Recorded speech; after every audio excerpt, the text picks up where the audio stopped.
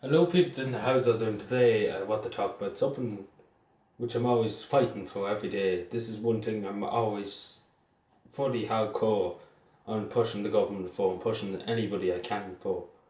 And that is for mental health reform and better mental health care for children and for adults too. Now I'm going to talk about a few things here, and I'm trying to keep myself cool and calm before I absolutely wed the government out of it, because that's what I really want to do now. I really want to wed the government out of it. So, as we all know, the HSE, the Department of Health, there is huge lines waiting for to see CAMHS and to see mental health officers, child or adult mental health officers. There's a huge line. You could be waiting 10 months nearly for to see a counsellor.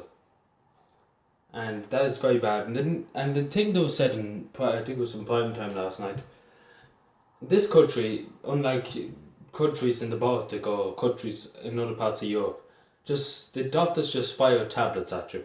I know because I went through it, and I know because the doctors just fire tablets at me.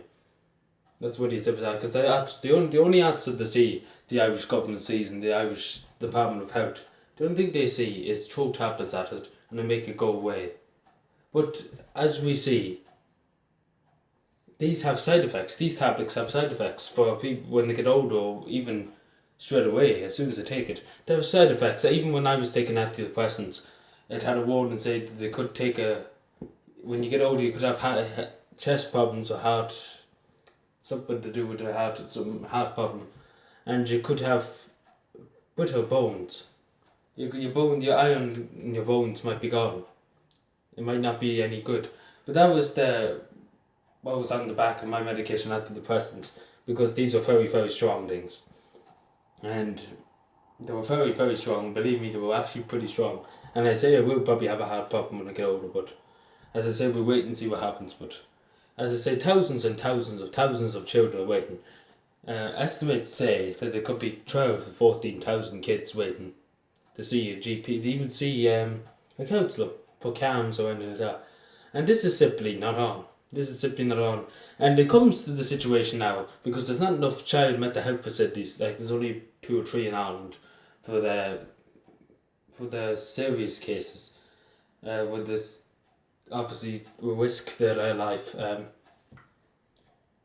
They're being put into adult wards for mental health because they have nowhere to put them for the children one.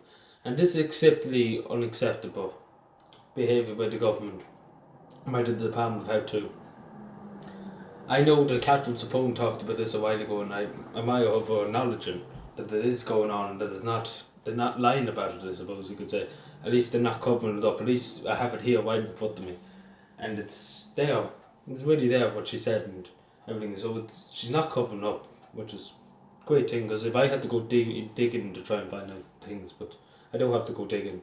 But we meet as a country, we need to reform ourselves. That's really, we need to try and get a well-being. Like, the government obviously have no idea how to even bring anything in to do with mental health or anything like that. They don't have a notion. That's really the simple truth. Maybe Catherine Sapone is a good idea, but I say the government will shut it down very quickly, because this is not a country for people with any kind of disability or any kind of mental health concerns. But this country would drive anybody insane, and I put it out there straight to everybody. This country, especially my job, where you had to listen to upsetting things like that. I listen to so many heartbreaking stories every week of people getting evicted from their houses. Like, it gets to your head. It really does get to your head, along with other worries you have. It does get to your head. Believe me, I'm saying it from experience. It does get to your head. And I don't get how the Department of Health. If I was Minister for Health, I wouldn't be able to say to a child, there's no room for you in any hospital, so we had to put you into another ward.